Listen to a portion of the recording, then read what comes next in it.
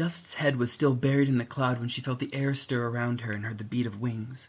Lifting her head, she saw Twilight's sparkle hovering nearby. She was in her full royal regalia, which was very unusual for the friendly and approachable princess. Dust didn't know what to think, and so only watched as Twilight touched down on the little cloud. "Princess," Dust said, her voice cracking as she tried to speak. "I'm sorry I missed our meeting." "Pinkie Pie found me," Twilight explained calmly. "She told me what happened with you and Rainbow Dash. I'm sorry." "It's not your fault," Dust insisted. Her voice again wavered, and she reached up to rub the tears from her eyes. "I'm sorry I'm not presentable." "It's all right. You've given up a lot to be here. Sacrificed so much." Twilight's voice was touched with sympathy, and she reached a hoof out to rest it over Dust's. "I can't imagine how stressful it must be to worry it was all for nothing. But don't worry. I promise that won't happen." It won't?" Dust sniffled again, but she lifted her head. "No. I think I have a compromise solution that will work for every pony," Twilight said, adding a bright little kick to her tone. "Publishing your work would be controversial, but I've spoken with Celestia, and she said the Crown would be happy to buy your research. All of it. And I don't mean like she's going to cover it up. Of course we're going to acknowledge your great accomplishment. You'd get your own shelf in the restricted section of the Canterlot Library, the chance to write a few books, and it would be more than enough money to bail you out of debt. You'd get your family fortune back. Isn't that great?" Dust said nothing, and the silence grew overlong. Twilight's smile flickered. I thought you'd be happy." "Are you—" Dust swallowed. Her mouth suddenly felt dry and dusty, and when she'd licked her lips, little moisture came. "Are you telling me that I will not be permitted to publish my work? Publicly, that is. For general consumption?" "No," Twilight replied, but her voice was hesitant now. "I thought we could skip all that. Find a better way." "I spoke with your friends," Dust said quickly, forcing her eyes to stay locked on Twilight's face. "They said you asked their advice on the matter, and all of them came out quite strongly against me. Have you decided that if I refuse your offer, you will deny me the right to publish?" "No," Twilight repeated. "Granted, 5 of my 5 advisors are all strongly against you, but we aren't a democracy. Their advice is just advice." Twilight considered Dust and carefully folded her legs. "But I would need a very compelling reason to ignore their wishes. Applejack is concerned you'll destroy Equestria's culture and traditions. She was very upset when Applebloom considered if her destiny might be to become a unicorn. Rarity raises significant safety concerns. Fluttershy points out you might start a class war. Pinkie Pie questions if there's any compelling reason to bother with the trouble. And Rainbow Dash points out, unkindly but not inaccurately, that you have a proven history of irrational decisions and recklessness." Dust said nothing, and so after a moment Twilight prompted her. "Do you think they're wrong?" "No, Princess," Dust said. "I do not think they are wrong. I just don't think they matter." Twilight lifted her head and neck, and her eyes narrowed slightly. "I hope there's something coming after that." Dust took in a slow breath, forcing herself to swallow what felt like a lump of sand in her throat. "Applejack's culture will die. You know that.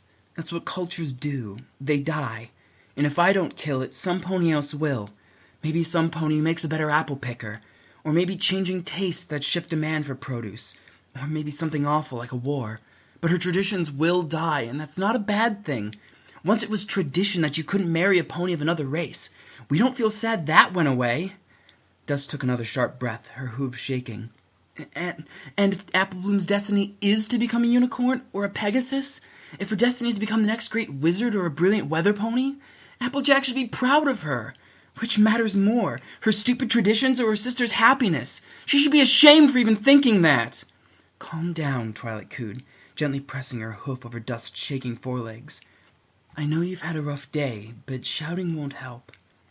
Her trembling gradually stopped, and she took long, deep breaths. "I know," Dust said quickly. After a moment she flicked her tail and repeated the words slower. "I know. I'm sorry. I didn't mean to—" "It's okay.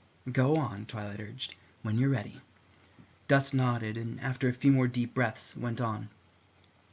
"Rarity and Fluttershy aren't wrong, but they are wrong, mistaken. Yes, of course I know new things are dangerous, but what's the alternative? Never try new things? I'm not proposing we throw a how-to guide for my work to every first-year enchanter and tell him to have at it." She shook her head. "Obviously it's going to be more complicated than that. Precautions taken. but the risk of magical discovery never stopped you, and it shouldn't stop the rest of us either." "That's rarity. What about Fluttershy?" Twilight asked. "That only the rich can afford it?" Dust shook her head. "What else are you going to ban? Fine art? The opera? Commissioning a painting isn't cheap. Are you going to quarry Canterlot Palace? Open up your home to boarders? Or no, because those are luxuries. Education is a better example." Her pace picked up, and she made a sharp, wild gesture of her hooves. "Sure, the poor get an education, but would you be the Princess of Friendship if you'd been born to 2 earth pony coal miners? I don't think so. And yes, that's unfair, and the government should do something about it, but the solution isn't to ban ponies from learning, and the solution isn't to ban my work." Dust took a few deep breaths, forcing her pace to slow. "And if you think my work is so important that the poor absolutely cannot be without it, isn't that even more proof that it's worth publishing? You're a monarch. You can find some way to fix the money problem." "It's not quite that easy, and that's not quite how the monarchy works," Twilight replied, but she nodded for Dust to go on. "I'm sure you could work something out with Celestia, and—" She spread her wings, gesturing down a sugar-cubed corner. "And Dash and Pinkie Pie are wrong, too. If you remove the works of every researcher who was a little personally abrasive from Canterlot Library, you know what you have?" "An empty building?" Twilight asked, with a small, dry smile. "Exactly." Dust gave a half-laugh. "Research demands sacrifice, and your hero, Starswirl the Bearded, people still use his magic, even though he was responsible for everything from the birth of the changeling race to King Sombra. His, let's be frank, screw-ups have killed thousands if not tens of thousands over the course of history. I'm not saying that's okay. What he did was wrong, and we can acknowledge he did bad things, but we don't throw out his work because of it." "I'm not sure that logic quite holds," Twilight said, looking down at Sugar-Cube Corner. "But even if it did, all you've done is argue that it's less dangerous than some ponies think. It's still dangerous, and honestly, I agree with Pinkie Pie. I don't see what good it does. With hard work and determination, any pony of any race can fulfill their destiny. The fact that an Earth pony made this incredible discovery proves that as much as anything." Dust sniffled as she lifted her head, nodding to Twilight. She took a breath, sniffled again, and finally forced herself to go on. "I'm sorry, Princess. I suppose I shouldn't say this to my betters, but that's a load of horse apples." Dust's jaw worked without sound for a moment, but abruptly she began to speak again, cutting off Twilight's reply. "Do you seriously expect me to believe that Applebloom could be a weather pony if she really put her heart into it? Because being able to fly is kind of a big part of that. Or is she born not wanting it, that Earth ponies naturally just have no interest in weather?" Her tail lashed back and forth. "Because for a pony who is literally the physical incarnation of unity between all tribes, that's pretty racist. But I don't think you meant it that way." Dust pointed sharply down toward Sweet Apple Acres in the distance, jabbing an accusative hoof towards it. "I think you meant that she'll get over it. That she'll learn to accept her limitations and forget she ever had those dreams and be happy without them. And you know, she will. Just like Scootaloo and Novastar will get over being crippled. I'm sure they will be happy one day, but it's still wrong." Dust started to tear up again, her wings fluffing out from her side. "That's not how ponies are. We don't sit there and force ourselves to become happy with what we have. We strive for more, and we make it happen. We refuse to accept our limitations. Earth ponies did it when they founded this town right by the Everfree. Unicorns did it when they let Starswirl revolutionize magic. And Pegasi... I don't know, they did something." Dust lifted her head to Twilight, spread her wings out by her side, and forced her wavering voice to stay level. "I'm better than I was. More than I was. Just like you became more than you were."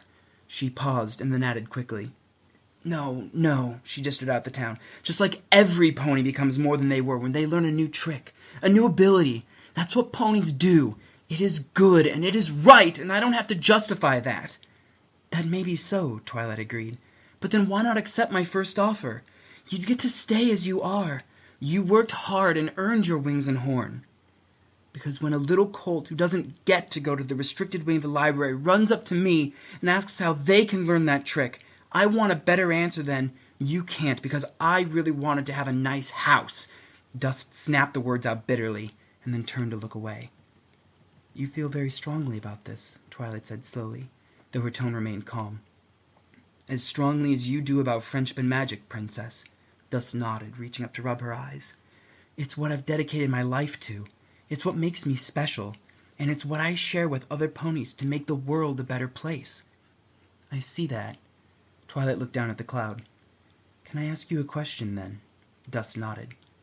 "Which race do you prefer?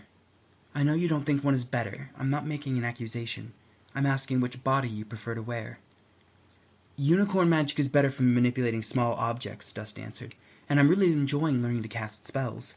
Pegasi wings are great for getting around and dealing with physical things. Running, stamina, long moves. Cold resistant, too. But I always go to sleep as an earth pony." She swallowed, and a moment later clarified. "When I'm a unicorn, I always sleep right through my alarm. Earth ponies have an easier time of it." "You enjoy getting up at sunrise?" Twilight asked. "No, I enjoy sleeping in," Dust answered. "But I have work to do in the morning. Sleeping in feels good physically, but there's so much in the world worth doing. What if today was the day I was going to learn something important, or finally have that last breakthrough, but I miss it because I'm sleeping? I couldn't." She pulled her hooves together, rubbing one over the other. "There's not enough time as it is. I don't see how you could waste it sleeping."